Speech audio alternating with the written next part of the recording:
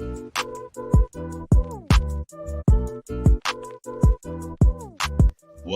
to Bombs the Pod, the Black on My Best Side podcast, recorded in and around the nation's capital, coming to a platform near you, made possible by Chief Beard and Body Products, and music by Seven Way.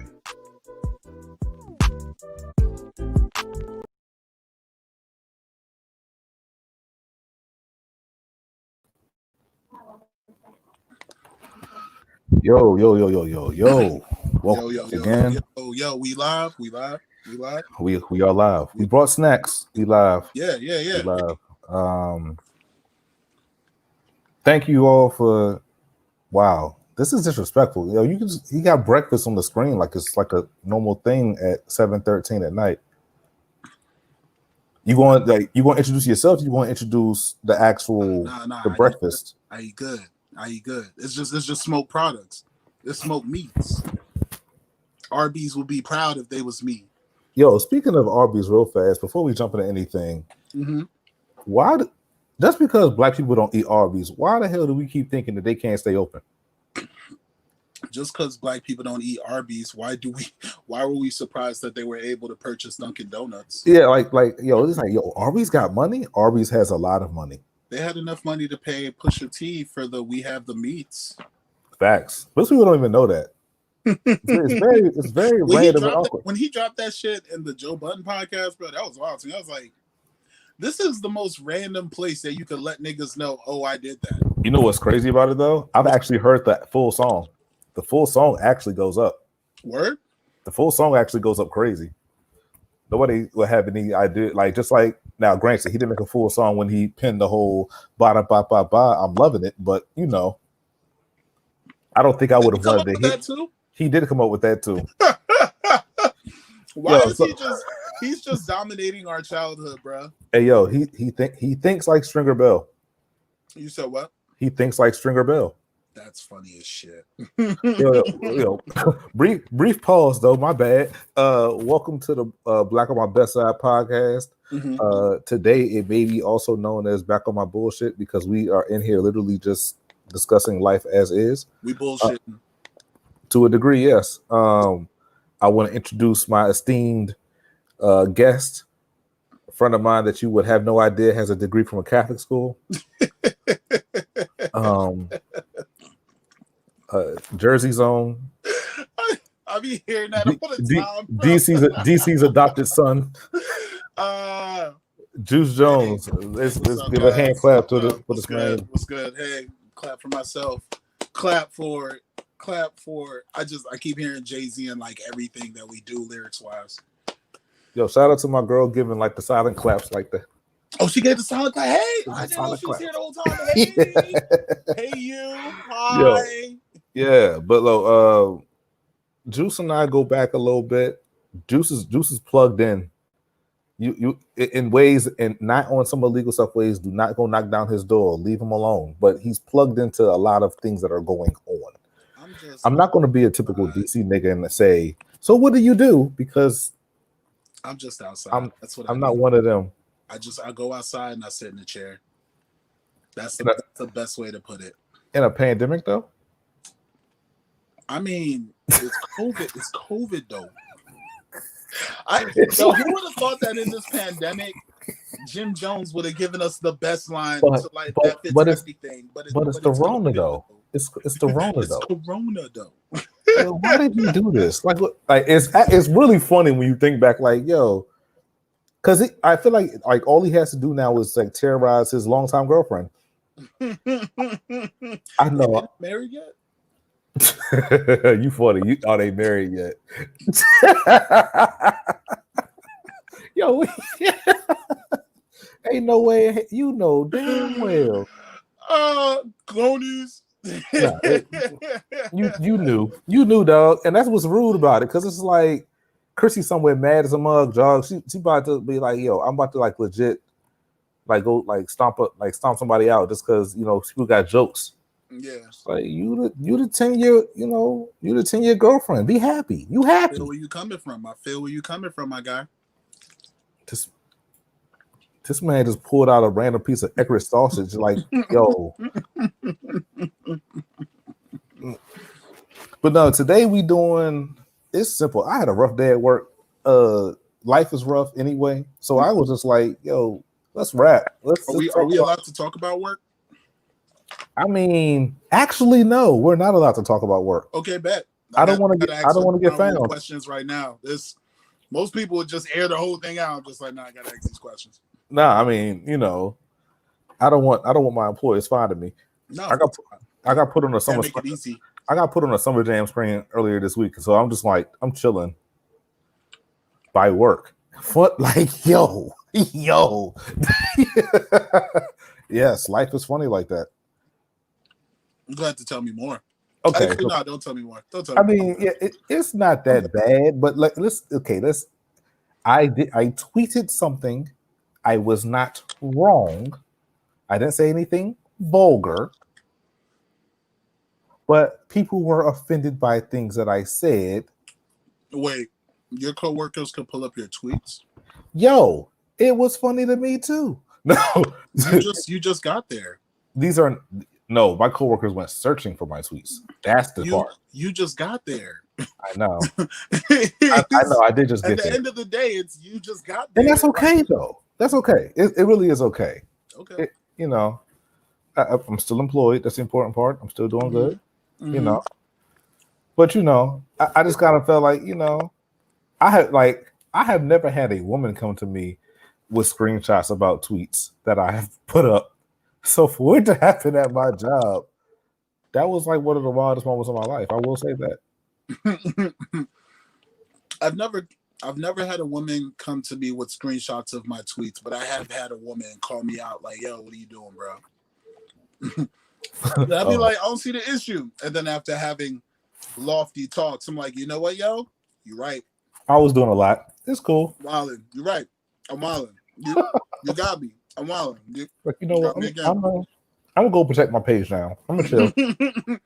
I'm doing a lot. I ain't never put my page on private. Niggas can have it all. It ain't for me once I put it out there. It's for y'all. That summer jam screen experience scared me, dog. I'm not gonna lie to you. I ain't gonna say that. Did she like put it on a projector or something? No, she printed it out and handed it to me and said I could take it with me, like it's sitting next to me right now. Nah, that's too much. It was funny. I mean, too much. That's awkward. From the outside looking in, it's a hilarious story. You said what? On the outside looking in, it's a hilarious story. That's a power trip. I mean, yeah, but it's been a couple weeks. Right now, you just kind of learning how everybody move.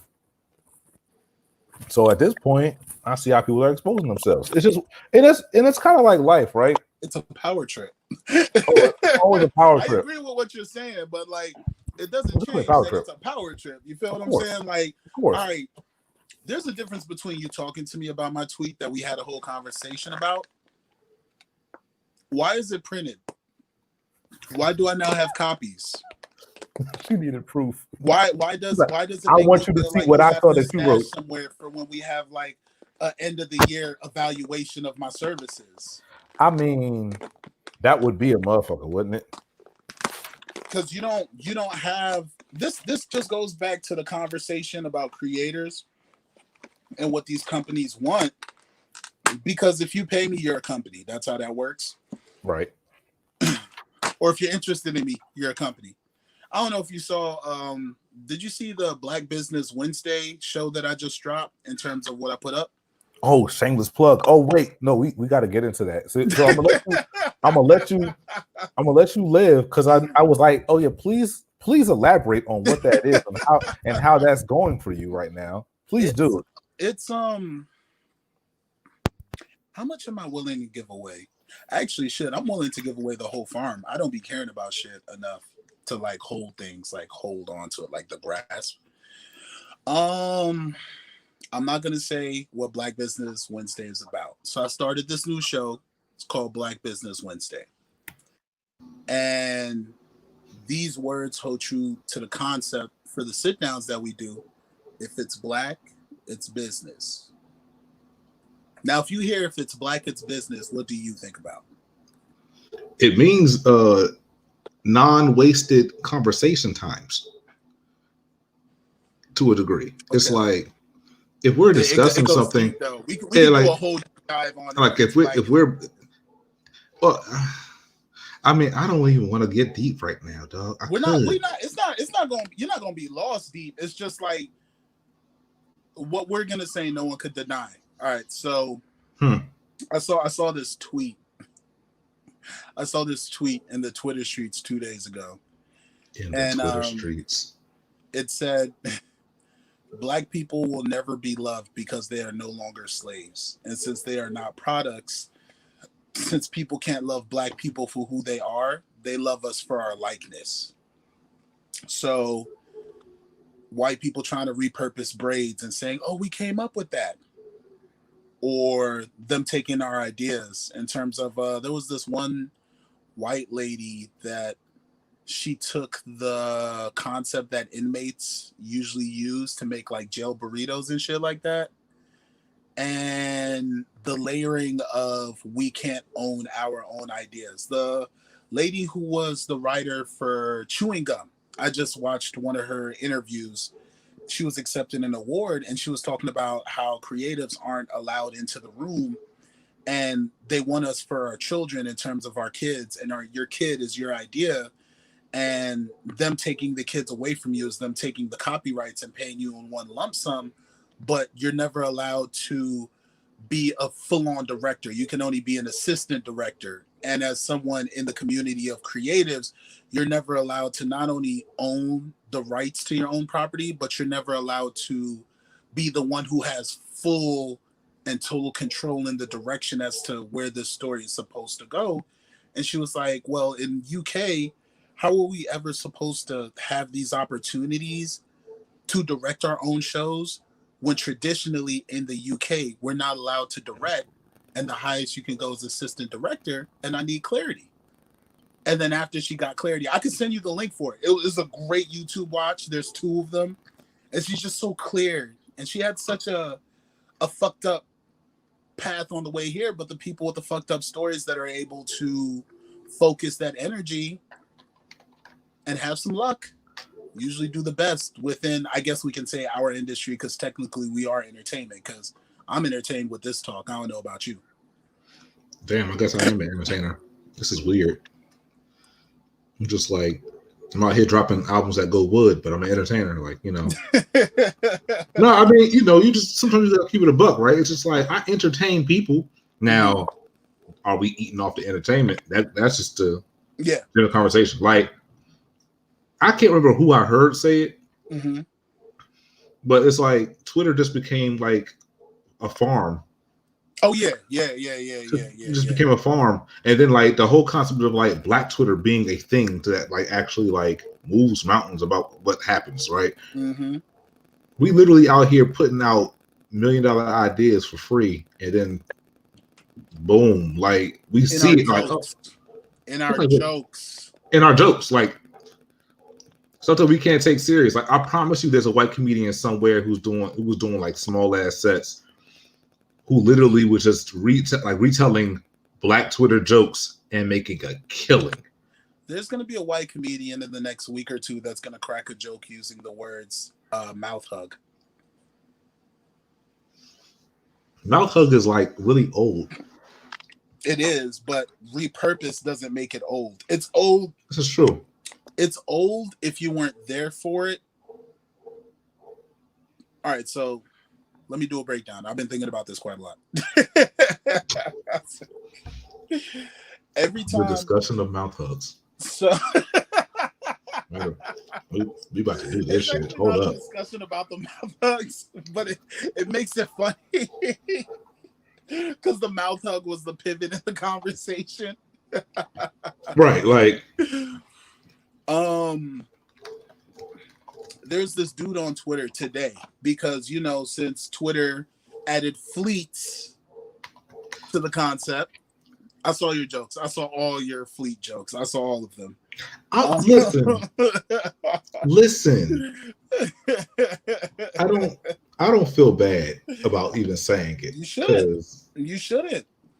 When Twitter decided to change its when it decided to add the Snapchat concept to Twitter, which I find it funny that everyone keeps referencing IG because of the reels, but it's like, no, it started with Snapchat. So like people might throw Snapchat in there and be like, this is how Snapchat is looking at what Twitter's doing now, since everyone's taking a concept, but they're referencing IG more than they're giving homage to Snapchat.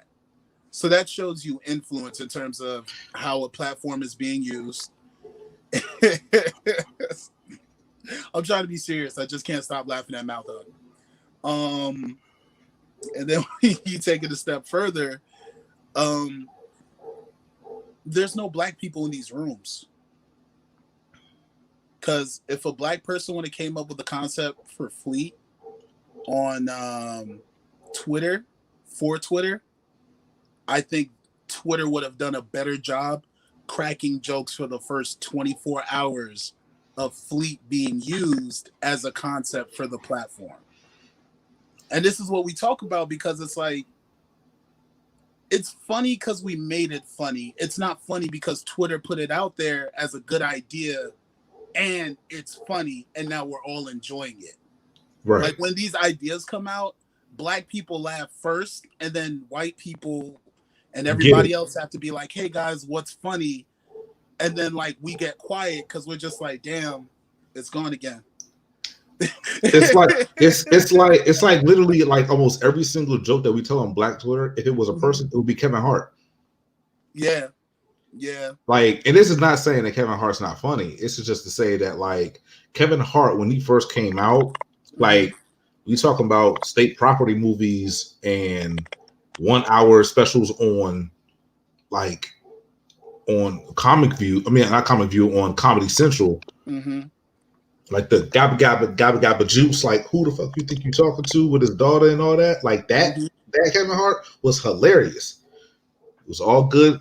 You know what it has brought me to? As a matter of fact, there was a song made about this, and it's actually perfectly. I don't even know how like it was made so long ago, and yes, it's never going to not be relevant. Hollywood Divorce. Oh yeah.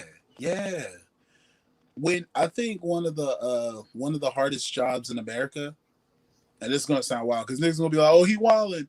It's probably being a comedian because like after you get money, after starving and not having the lifestyle that you dreamed of, you can't not get that. You can't not treat yourself right. You can't not put yourself up in the house of your dreams. You can't not spend money on your friends and family that you've always wanted to spend it on. You can't not allow yourself to move up out the hood. But then like you get to the other side, which and what's funny, she touched on it. The girl from Bubblegum, she touched on it. I really wish I remembered her name. I think that was my first time hearing her actual name when she did the talk. But she was like, you know, the place that she grew up with, it was the hood. It was the slums of UK. And after she became successful and she started to garner influence, one of the places that she had done one of her shows at gave her the keys to this quiet place that was out of the way. She was like, it was predominantly white neighborhood. It was safe. For the first 4 days, she had to check the doors to make sure they were locked. You could leave the windows open and everything was okay. It was quiet. And she was like, after 4 days, I had to accept, oh, I'm safe. But when you get used to being safe, when you get used to life not disappointing you, when you get used to successes, it's hard to be funny when you have everything that you've thought about wanting in life. It's much easier to be funny when shit's fucked up around you. I was about to say, because you practice being funny. I was about to say, like, do you know anybody who was born rich who's funny? Like, I will be willing to bet. Anyone who was ever born rich, I ain't never met them. So the answer well, this is true. But what I'm saying is, I feel like everybody who's a comedian, and we've heard their stories. Everybody who's a comedian, for the most part, they had some type of like effed up background. It was something that they experienced that they had, like you kind of laugh at the top of yourself and crying type situation. You know what I'm saying? This is why, like, a lot, like black people and poor white people have the cornerstone on comedy. Yeah. You Yeah, add without a doubt. you added anything else like, oh, so like you're black, oh, and you're gay. Oh, I know your experience. You got some stuff that's just fun to think about. You said it wrong. You're black Hold and on, you're gay. because it's like, Oh. listen, like I'm talking like I'm a producer, like I'm coming up with ideas, like, hey, yo, we can market this. We could definitely do this guy, right? No, wait, no, not do this guy. That sounds wrong. That's not what I meant. But what I'm saying is that we could definitely. You know I'm not lying. You know No, I'm you're not. not. You're not. So it's just one of those things where it's like, you know, what are we doing here? Yeah. What is going on in my life? Yeah. No, I fully agree. So yeah, it's just that type of situation. It is. Can you see this? Can you see this? What is that? That's garlic mashed potatoes. So What? like, nah, I'm Anything, upset. I'm upset. I'm gonna tell you why I'm upset. All right. Wow. My man said, "Fuck a spoon." Oh, they got chives in this bitch too. Oh, see, this is rude, man. I didn't need to like know that, man. I actually Like, got to shoot a color palette shot after this. That's what I mean, food too. oh, so that explains what's going on right now. Yep. I gotta make sure I'm fed so I could go perform. What? Wait, hold up. Shout out to the Most High. I gotta make sure I'm fed so I can go perform. It's performative. Every time I've done a color palette drop, it's rude to just be talking about these things and not like explain to the public what we're talking about. Yeah, it is rude, but like at the same time, it's just like it's like nobody knows what it means, but it's provocative. It keeps the people going. It's just the way that we live and have conversations, like literally. So, if anybody's wondering what I'm talking about, my Instagram is JUIC 3 Jones, and you can find everything I got going on all on my IG page. I got 2 other IG pages that I don't feel like shouting out because I'm building them up. But when you get to my main IG, they're all in the description if everybody wants to see what's going on. Wow, you just like, oh yeah, respect my yaminery. You know it. Nah, this will work. It's not even fun yet. It's enjoyable, but not fun yet. Oh, I mean, it's still not. It doesn't take away from like the respect of yaminery though. Yeah. Because yeah, man, like you get to that place where you start recognizing, like people start thinking, like, oh yeah, you just got hobbies. Like, no, this is not a hobby for me. What do you mean we got hobbies? Like hobbies? I'm black. I ain't got no time for no hobbies. But you know what that goes back to? What up? If it's black, it's business. If it's black, it's business. And the reason it's black as business as a concept is because when you black, your ideas are turned into business for everybody else but black people. So my show is built on black people taking ownership on what they're building, and not who did it first, but we're usually the ones who are innovative before everybody else for the most part. Facts. All facts. So if it's black, it's business. So like my whole concept is I usually interview people who are black that do business, but it has to be good business. If you're paid, it's black business. If you own a company, it's black business. If there's no money involved, but there's emotional currency, it's black business. If you wait, say that part about, like, repeat that one. If there's no exchange of money, but there's an exchange of emotion, it's black business. Because in life, you have 3 things that you exchange. You exchange money, emotions, and time. So what you're saying is that the primary black business right now probably deals with emotions based upon black trauma. Well, not trauma. Not trauma. I don't want to take it that far. Okay, that's fair. I'm just asking because for me, that's a very emotional thing. It rocks you know the term, I think it's called labor of love. Yes, very much so. That's what emotional currency is. So like those who do volunteer work at soup kitchens in terms of helping the community, those who build production companies and understand that half the artists they work with won't be able to pay them because the artists don't have it, but understanding that as you move up in leagues, more people need to pay you So your work is not only respected, but it's acknowledged. And niggas need to understand that the price is going up. So just because I may do this favor for Mac Miller in Pittsburgh doesn't mean that when I come back to DC and I work with GoldLink, I won't be expecting a check.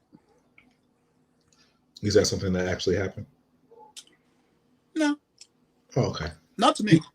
Not to me. Those were just the two names that happened to come up when I was thinking about it. Interesting conversation. Yeah, I know. I was just like, ooh, wait. I know. And then the tie-in of Dead versus Alive. Ooh, yeah. I was just like, yo, it's like this battle rap boss here. Y'all didn't even catch it. Nah, rest in peace. Rest in peace to the great though. Facts only. Nah, it's just it's interesting because like a lot of times when we're talking about black business and what that looks like, I think I was telling, shout out to my girl again, cause I'm gonna reference her a lot. You know this though. You know I do this. Did she get that I said hi? Was that on speaker? She did. Okay, she got it. I made sure she got it. Just had to be sure. Yes, but no. We were talking about this the other day, and I was just like, I feel like I'm all for like black people getting their money, but I feel as though a lot of black people don't know when their hustles are supposed to be hustles and when those hustles are supposed to be full-time jobs, and people not knowing which ones are which has people messed up in the game a little bit. So I'm like, all right, there's some things that you can do that you know that idea is going to be what takes you. I'm ignoring you and your food, man. You're rude, man. Like, I'm ignoring you and your food. I'm ignoring you. I can't do this. But no, what I'm getting at is like, I'll give you a prime example where I think people are doing great work at, but there's very few people who are doing it who are elite enough to get paid for this on a regular basis. Photography. Part of me feels like over the last 2 years, I just started seeing people pop up as photographers, like people who had regular full-time jobs, who picked up photography, and they wanted to turn their photography into like, oh, like I'm now like a photographer, so pay me for your shoots and all that. And I know a couple of people who are like great at it, and I know some people who I'm just sitting here like, you can't be out here taking like Iverson Mall go-go post photos and telling me that this is high quality product. Like, maybe you shouldn't quit your day job. I think you should I think you should still like go find another way to make some money for you, and that's cool if you want to do that. But I don't necessarily know if that hustle should be your primary earner. But you know what that comes down to, right? Are you willing to learn as the dictation that you say you are? So like, for example, I'm technically a production owner, director, producer, photographer, videographer, and editor of 3 different businesses right now, right? But when people ask, hey, what do you do for a living? I just tell them I speak and I advocate, and that's it. These are important things. It's easier to get into the door when people don't understand your talents versus, well, I'm all these things. And it's like, well, you got to be careful with that, because if you say you're all these things, they're going to figure out a way to make you a package deal instead of paying you for each one of these talents separately. Which, I mean, we've seen it, like making cash. We know rappers who went through that. Yeah, we know. I mean, we saw rappers who didn't do it the right way, and then we saw rappers who came out the gate like knowing problems, who didn't do it the right way but got lucky. Kanye, because Kanye was just like, nah, I want them to see me as a rapper too. And they were just like, yeah, go ahead and make these beats with this slowed up, you know what I'm saying? Yeah, meanery, and we'll be all right. Travis Scott though, than Kanye, like Wiz Khalifa. To me, Wiz Khalifa is a better example than Kanye. I think the issue with Kanye is, which I asked my friend about this, and actually, let me ask you this question. A lot of people say Kanye stands for creatives, right? outside of jobs that Kanye is paying people for, would you say Kanye put people who are creatives in positions of power outside of whatever has to do with Kanye as a creator? So that's an awkward thing, right? Because it is. I think Kanye put on his folks. Mm-hmm. I think he did that, but I also don't know what Donda actually does to advocate for the everyday creative. Yeah. And right. That's two separate conversations. So and it is. Yeah. So that's what I'm sitting here like. Joe Budden does a better job of standing for the creatives as a majority versus the creatives that are the minority that work with him personally. Like when you hear him talk, he is publicly advocating for them, not because of a contract that he signed at the beginning of his career that he has an issue with. He's advocating for them because he is in the space and he sees that they're trying to use contracts from the music industry and layer it into the current industry when it comes to people and podcasts and the creators getting less instead of getting more and being paid for their ideas. I agree. And granted, and they were just talking about business acumen because, you know, a lot of these people actually suck, right? Like, we don't even like them right now. Yeah. But unfortunately, yes. Unfortunately, right? But Joe Budden makes a very valid point. Mm-hmm. What he did with Spotify is what it is. But at the same time, it's just like, I think when you are a Black person who's looking to create something, and like this is your baby that's going to help, that you're going to hit your ride to this baby. You're going to give this baby your everything. Right. You need to treat it as such and be a little bit more selective with what you share. Because in my mind, I'm just sitting here like, all right, you let everybody know that you're a photographer. All right, cool. That's bet. It's not even just photography though. It's a lot of things that we just kind of keep seeing people just like run to. And it's just like, what? And I ask people all the time. It's like, so you want to be a photographer? All right, cool.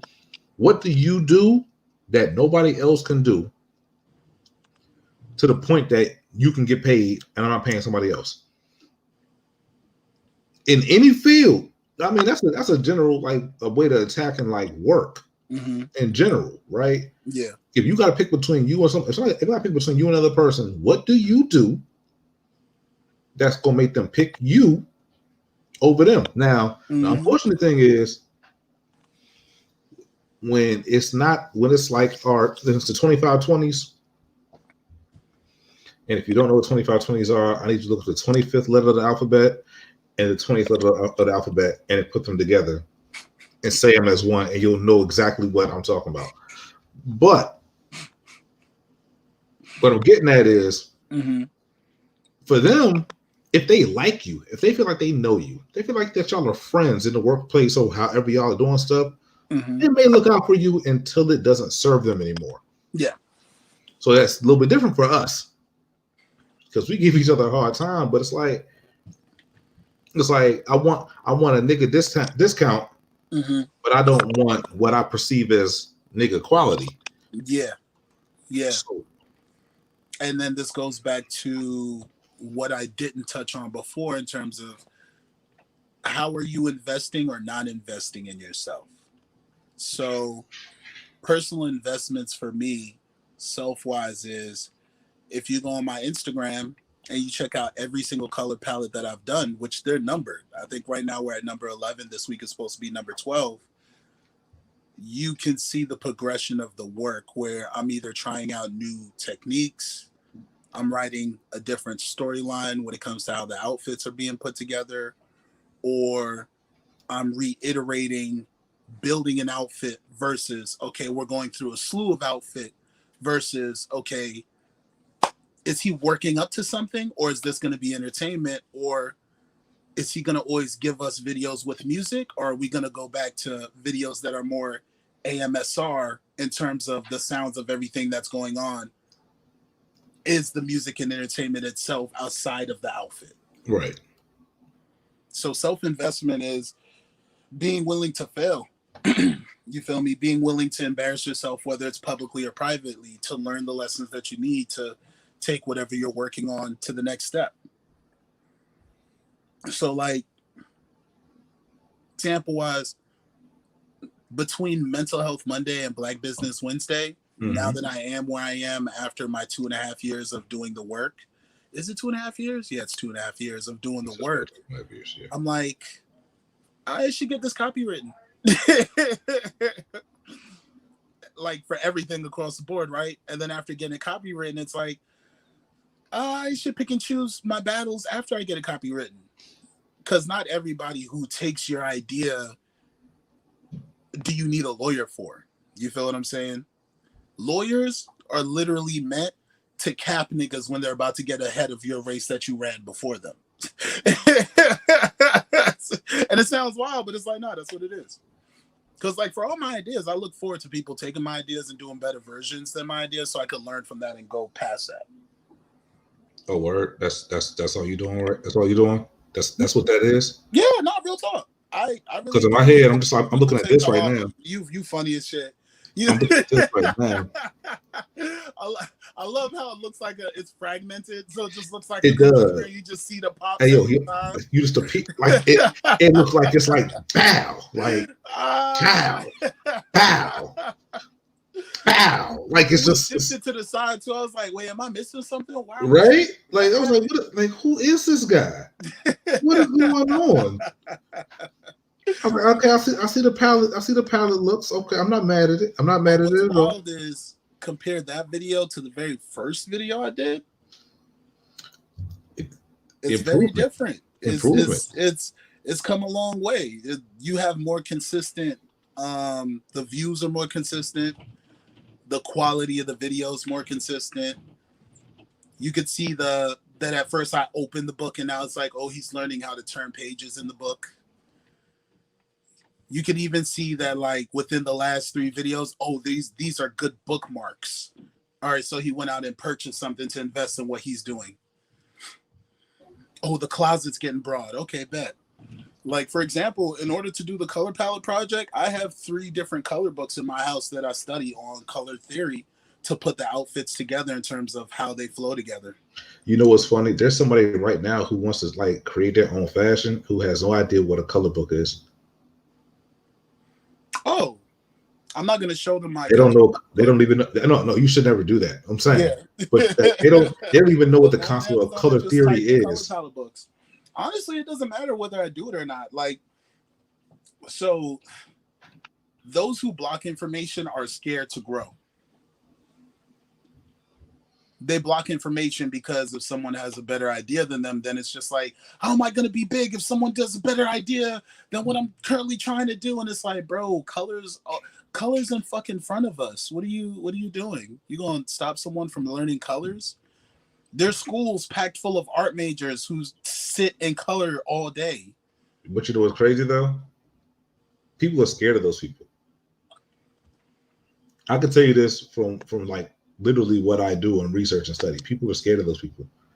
The thought process. The ones who do it next. Creatives are scary people because they no. Everybody who's actually a creative is a scary person. Mm-hmm. And the reason I say it, and you're scared, and you're scary to a very particular group of people. It's not just anybody. You're scary to those who refuse to view anything outside of the parameters that they've constrained their mind to. Mm-hmm. It's like everybody got their own box, right?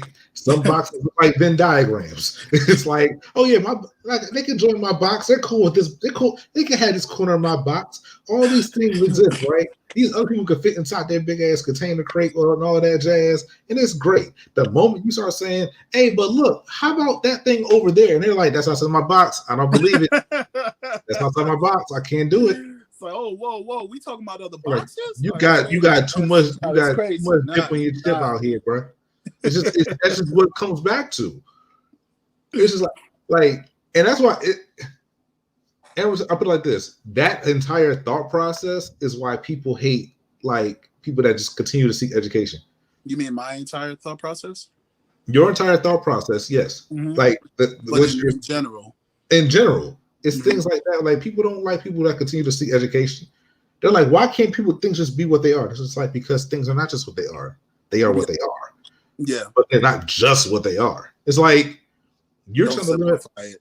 Yeah, you're trying to like limit it to like this small. Like, don't do it to yourself. Me no like that. I don't like that. Just like, but it's a dangerous place to be in. I think right now we're getting to a place where we getting a whole lot of creatives, and there's a pendulum swinging. I think. Well, according to my girl, she said we're getting a whole lot of creatives. Yeah, no. She's right though. She's right though. She's right though. I was actually going to touch on that. I'm glad she gave us the open and close quotations. A lot of us in general, we're not savvy when it comes to the law and what we are giving away. Just because I gave away my idea doesn't mean that I gave away where the idea is going to go and the groups of people I plan on working with and what those people will bring to the table and the doors that they will open eventually. And that I know all I need to do is be consistent, because as the battery that is powering everything that's around me, I understand that it's okay to not give a fuck of particular things. It's really okay to not care. Like, I did pro tryouts for the NFL, CFL, and Arena Football League for 8 years. I had 8 years that my family didn't pay for any of those tryouts. I had 8 years that the only person who supported me was my best friend, who's no longer here, and her family. And I had 8 years that as soon as those 8 years were up, everybody and their mama was like, oh, so what 9 to 5 are you going into? Or oh, now that you're finally done, how can we help you? Are you done? Are you done? Look at the room and you're like, but there was 8 years though. Well, I can't take your help now that the 8 years are up, because in those 8 years, I learned how to fail. In those 8 years, I learned why I failed. In those 8 years, I learned, oh, it's not only a resource, but a mentality and understanding where your ceiling is and where you need others in order to get past that ceiling naturally, instead of getting to the ceiling and then trying to figure out how to fight it. So there's creatives, but not everyone that's a creative is built. Like a lot of those creatives that have like those great ideas, and a lot of those stories, for the most part, there were like a trail of failures and bodies and disappointments and tears and all alcoholism and maybe some crack cocaine, little sprinkle. Whoa. And then like some rehab. And then like, all right, cool, I'm back. It was like, when did we see my hand when did we start talking about the life and times of Robert Downey Jr.? You said what? When did we start talking about the life and times of Robert Downey Jr.? It was just like, when did we go there? It's just like cocaine. You heard it. You're like, whoa. It's like, wait a minute, man. It's like that left turn was a 180. Like, come on now, let's slow it down. No, but no, you both of y'all points are actually valid about the thought process. Wait, she said something too. No, about the whole, like, creative. Oh, okay, yeah, no, I got yeah. Points, and I think I put it like this: there are people who are literally continually shitted upon for like, hey, yo, I'm thinking of this, and be like, what do you talk about? What do you think? Where do you even come up with that? Right? That's cool. Then you got people who think they're creative because they found a new way to sample.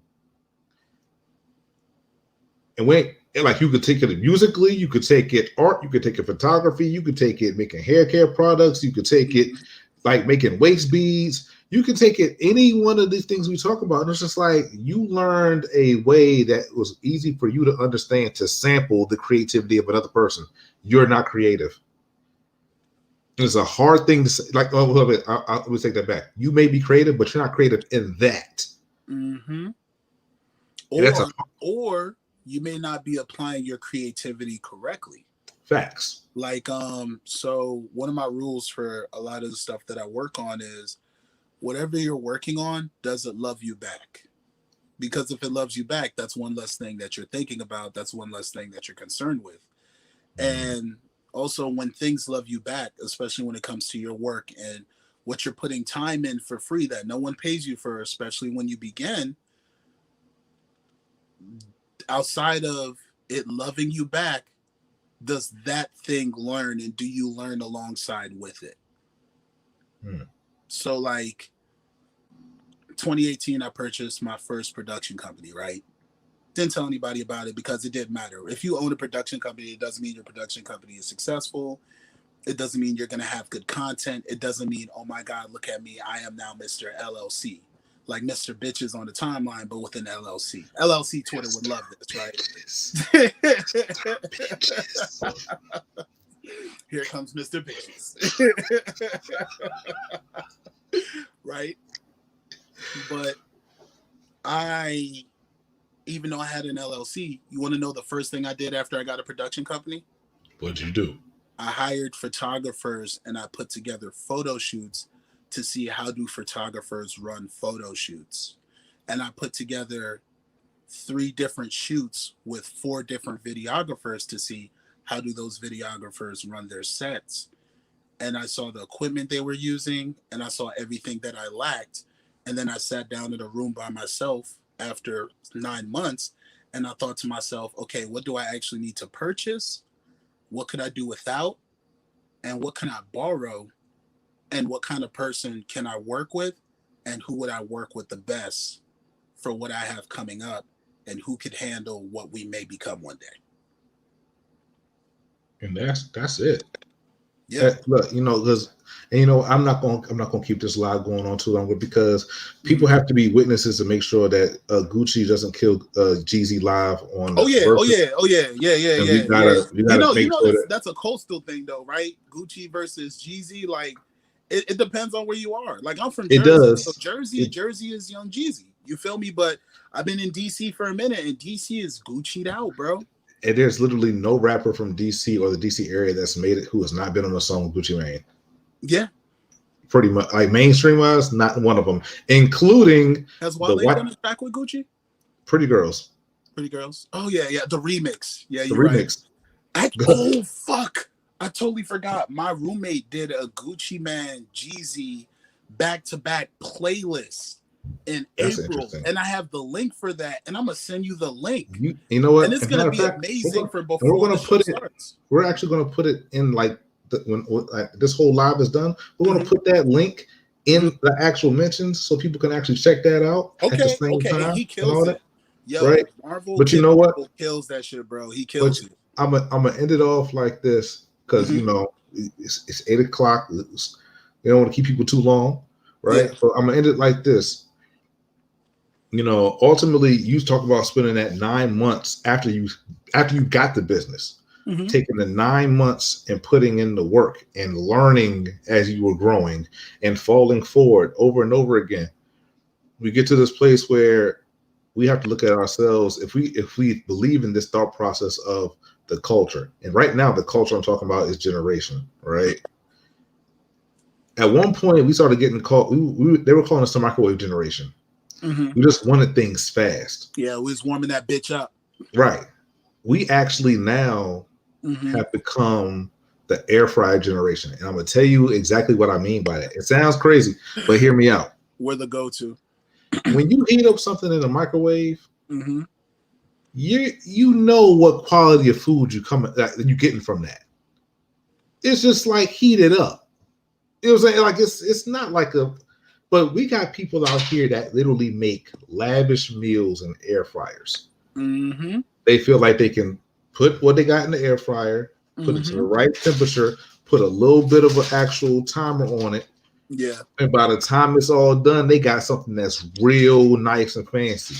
And we apply that same thought process to the work and to being creative and to learning our crafts. And all I'm going to end up with saying is, if you learn anything from listening to Juice, it's the fact that you can air fry a burger. You can't air fry a brand. You can't. And that's how we're going to end it. So yeah, thanks for watching. Send everybody you can to rewatch this.